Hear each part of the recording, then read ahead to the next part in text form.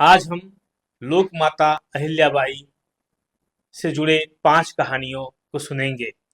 न्याय की देवी, एक बुनकर की गुहार। मालवा की राजधानी इंदौर का दरबार लगा है। रानी अहिल्याबाई लोगों की फरियादें सुन रही हैं। तभी एक दुबला पतला झुकी पीठ वाला बुनकर धीरे धीरे आकर सामने खड़ा होता है। बुनकर कांपती आवाज में बोलता है, माई साहब, मैंने महीनों काम किया, एक एक धागा जोड़कर वस्त्र बुन दिए, लेकिन साहूकार ने मुझे एक भी पैसा नहीं दिया। मैंने जब मांगा तो मुझे भगा दिया। दरबार में सन्नाटा छा जाता है। अहिल्याबाई धीरे पर दृढ़ स्वर में बोलती हैं, जिसका श्रम छीना जाए उससे बड़ा अपराध कोई नहीं। साहूकार को बुलाओ। दरबार में साहूकार आता है, बहाने बनाता है, लेकिन अहिल्याबाई का न्याय आज भी अद्भुत दिखाई पड़ता है। वो बोलती हैं, बिना श्रम का लाभ पाप है। तुम न केवल मजदूरी दोगे बल्कि दोगुना लौटाओगे, ताकि जान लो गरीब को लूटने का दंड क्या होता है। उस दिन न्याय केवल कागज पर नहीं, आत्मा में लिखा गया। अब हम माता अहिल्याबाई के दूसरी कहानी, श्रद्धा और समर्पण, काशी विश्वनाथ मंदिर का पुनर्निर्माण पर सुनते हैं। काशी, जहां आत्मा और शिव एकाकार होते हैं, लेकिन उस काल में काशी का विश्वनाथ मंदिर टूटा पड़ा था। आक्रांताओं की लूट और विध्वंस का प्रतीक बन चुका था।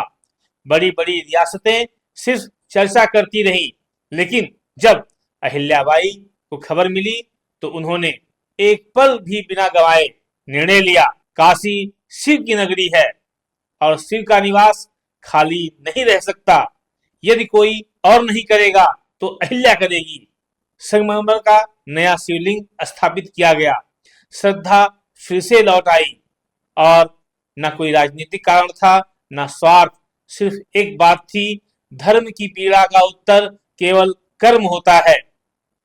अब हम माता अहिल्याबाई के तीसरे कहानी, सती से संकल्प तक, एक नारी का विद्रोह, इस पर सुनते हैं। उनके पति खांडेराव होलकर की मृत्यु हो गई। शोकाकुल दरबार था, सिर झुकाए दरबारी, और समाज ने अपना परंपरागत निर्णय सुना दिया। रानी सती हो जाएं, यही धर्म है, यही मर्यादा है। लेकिन माता अहिल्याबाई अपने ससुर माल्हेराव होलकर की प्रेरणा और आशीर्वाद पाती हैं और बोलती हैं, यदि मेरी शक्ति मेरे पति की मृत्यु से समाप्त हो जाती है तो क्या मैं केवल उसकी छाया थी? नहीं, अब मैं सेवा करूंगी पूरे राज्य की। मेरा जीवन अब उनका नहीं, प्रजा का होगा। इस तरह से माता अहिल्याबाई ने नया आदर्श स्थापित किया। यह निर्णय उस युग की क्रांति थी।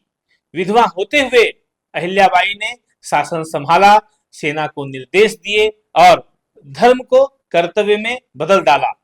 अब हम सुनते हैं चौथी कहानी, रानी नहीं जनसेविका हूं। एक विदेशी राजदूत ने इंदौर जाकर देखा, न किसी सिंहासन का भव्य प्रदर्शन, न रत्नों से लदी रानी, बस एक सादा महिला, धोती, बिना आभूषण, फर्श पर बैठकर न्याय सुना रही थी। तो दूत ने एक चिट्ठी लिखी, ये रानी तो दासी लगती है, क्या यह कोई शासक है?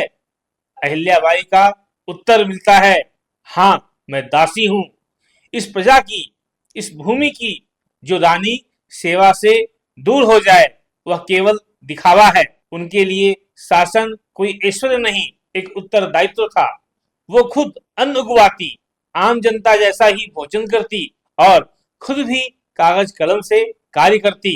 अब हम उनके पांचवी कहानी, जो बहुत ही मार्मिक है और कर्तव्य का बोध भी कराती है, रानी के बेटी की मृत्यु और कर्तव्य। एक दिन दरबार में न्याय कार्य चल रहा था, तभी एक संदेशवाहक दौड़ते हुए आया, माई साहेब, माई साहेब, आपकी बेटी का निधन हो गया है। दरबार में सन्नाटा छा जाता है।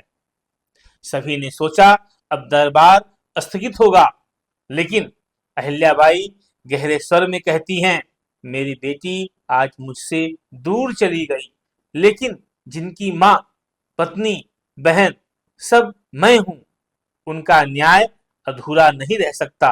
हम कल नहीं, आज न्याय करेंगे। उस दिन एक माँ ने अपना आंसू भीतर रोका, ताकि किसी और की माँ के आंसू बाहर ना बहें। अहिल्याबाई होलकर केवल इतिहास की रानी नहीं थीं, वो मानवता की माई, न्याय की देवी, कर्तव्य की मूर्ति थीं। उनकी ये 5 कहानियां हमें सिखाती हैं, सेवा में नेतृत्व है, सत्य में साहस है और करुणा में सबसे बड़ी शक्ति। जय अहिल्या माई, जय जननी भारत।